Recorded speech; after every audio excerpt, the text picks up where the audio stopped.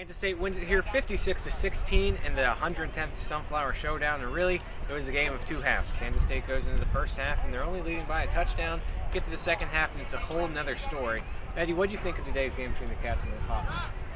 As you said, Mike, two different halves. I felt like K-State did not come out with a lot of energy in the first half, really struggling. First offensive drive, 3 and out, and KU on their first offensive drive went down the field and scored. KU had a lot of energy coming in this game. It seems like KU really wanted to win this game, but in the second half, made adjustments, K-State did, and just took the game over in the second half. In the first half, Kansas goes for it on a punt on fourth down and fakes a field goal, eventually got him into the end zone, but after that, it was pretty much all Kansas State, but KU did have early leads at 7-0 and 14-7, and then KU star running back Tony Pearson went down with an injury, and that really changed the game for the KU offense. That was a huge loss for KU. Tony Pearson really hurt the Wildcats defense early on in the game with bubble screens, short passes, and it seems like K-State could not stop that play in particular, and when Tony Pearson went down in the first half, it seems like KU's offense just went dry. So KU lost Pearson, so in terms of rushing the ball, Pearson only had one carry for 10 yards. But in terms of receiving was really where he kind of got things going. He had 6 catches for 63 yards and a touchdown, all in the first half before his injury. Of course, that one touchdown gave the Jayhawks the early lead. And as for that Kansas State defensive side of the ball, things were not going as pretty for the Cats for a while. Ty Zimmerman ended up leading Kansas State in tackles with 11. Jared Milo second with 8. Adam Davis had 6. And no Arthur Brown on the list of top 3 tacklers. But Arthur did have a pretty good day. And then you turn and look at that Kansas State offense, and really the story of the offense was number 33.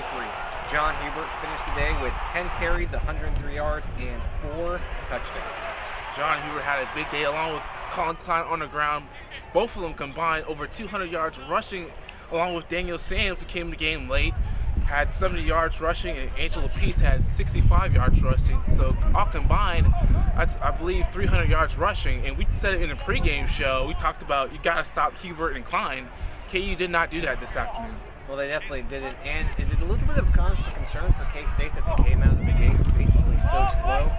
I think it is causing concern. I mean, you're going into the middle of the season, you come in at a crucial time in your schedule, you got to go on the road, play Iowa State next week and West Virginia the week before. It's a cause concern because you can't come out flat, especially against those type of teams. So it's a little bit concern right now that Bill Snyder has. They did come out flat, but once they turned it on, Kansas State turned it on, scored 28 points in the third quarter, forced 5 turnovers on KU, and that was, you look going into the game, we talked about KU was so good at forcing turnovers.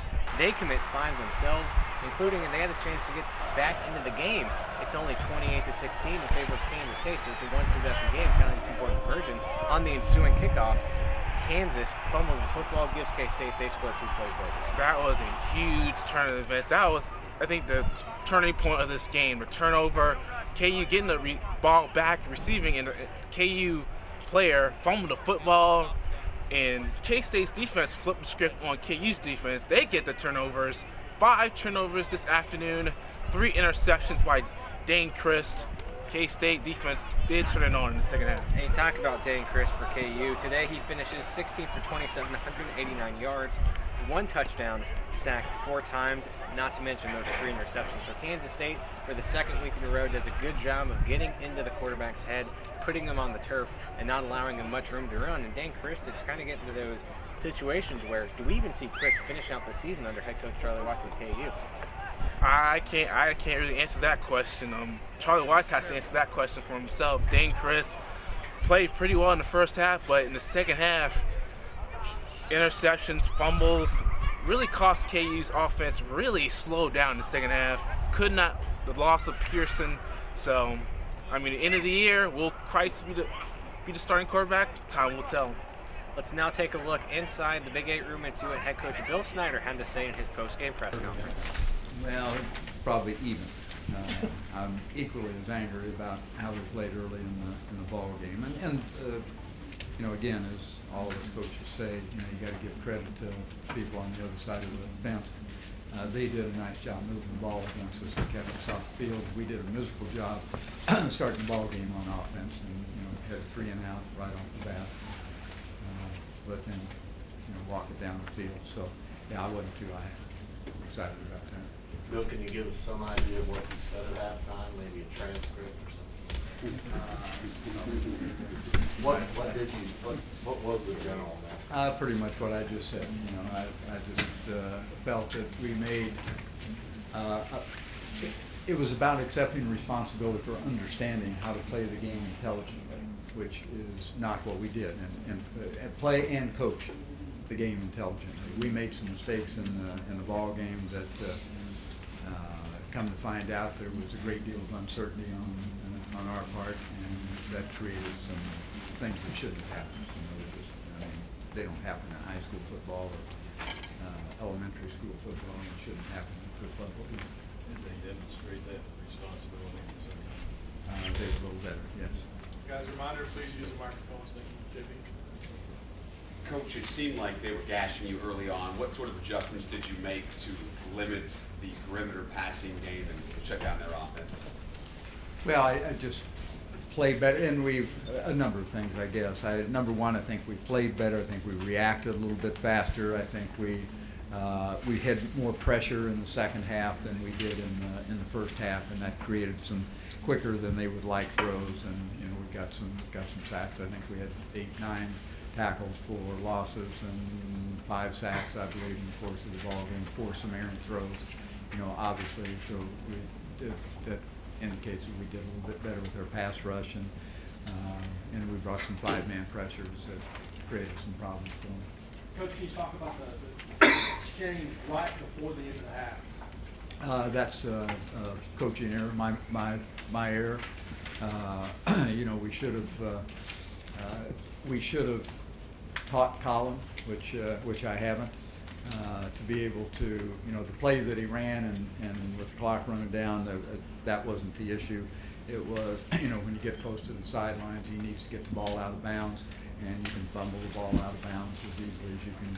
I mean, it was just mechanics, just in this thing, it's not his fault, it's something that we haven't taught him. And so consequently, and we'd have lined up then and probably gone for the field goal. So head coach Bill Snyder not necessarily happy with how Wisconsin played, but nonetheless, they get the big 56-16 victory over in-state rival Kansas. Let's take a look at the Honey Badger of Kansas State. Today, again, on the ground, had 116 yards and 2 touchdowns. Through the air, very effective, although he only completed half of his passes, going 7 for 14, 129 yards and 2 touchdowns.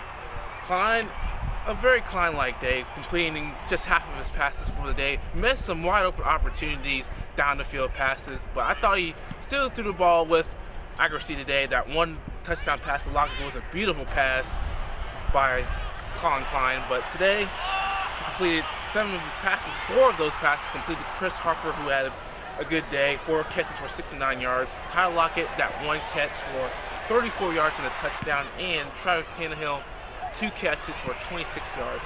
Overall, it was a decent day on the air for Colin Klein. So there you go, the Honey Badger of Kansas State getting it done, but you go back and you look at the missed opportunities in this game, kind of knock on the bat a little bit. Kansas State gets an interception on Dane Christ. Nigel Malone returns it to the Kansas 5-yard line with a couple of seconds left in the game. Kansas State not very successful. Now the timeouts, Colin Klein has a running play with 8 seconds left on the clock, gets stopped short, not able to call timeout. So this one could have been much worse than it ended up being. Kansas State in the red zone, however, finished 5 for 7. 2 of those, both 2 that were not Kansas State scores, were both at the end of the half because Kansas State was in the KU red zone when the game ended with Daniel Sams at quarterback. And you gotta say, although Sams finished with 70 yards off of 10 carries, had a net of 67. The legend did die a little bit because he had scored basically every time he touched the ball going into this game, but today that wasn't necessarily the case. But you mentioned Chris Harper. Let's talk about how important he was to Kansas State today.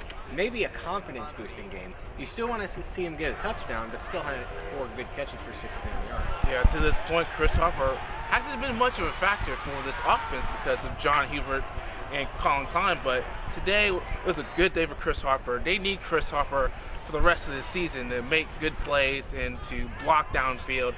With 4 catches, 69 yards, Chris Harper, he came alive a little bit today, but they're going to need him to make big plays as the season goes along for Kansas State. But again, the player of the day for Kansas State, none other than John Hubert, 103 yards, 4 touchdowns. And just a great day for that young man. And again, you talk about Colin Klein as being the Heisman contender, but right now, John Hubert's arguably putting up more numbers than Colin Klein is. Yeah, John Hubert had a big day. Ran very well today.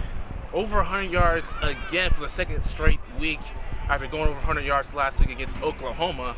So John Hubert still running hard, and he kind of got the offense going a little bit after the first 3 and out for K-State in the game. So John Hubert is continuing to impress a lot of K-State fans. 6 touchdowns this past 2 games, or 5 touchdowns this past 2 games, is John Hubert. And again, just running down the box score, Kansas State wins at 26-16. KU, however, was outgaining for the Cats for most of the game. Kansas State finishes with 475 total yards to KU's 388. Let's take a look at next week's game against Iowa State. A dangerous game to play in Ames.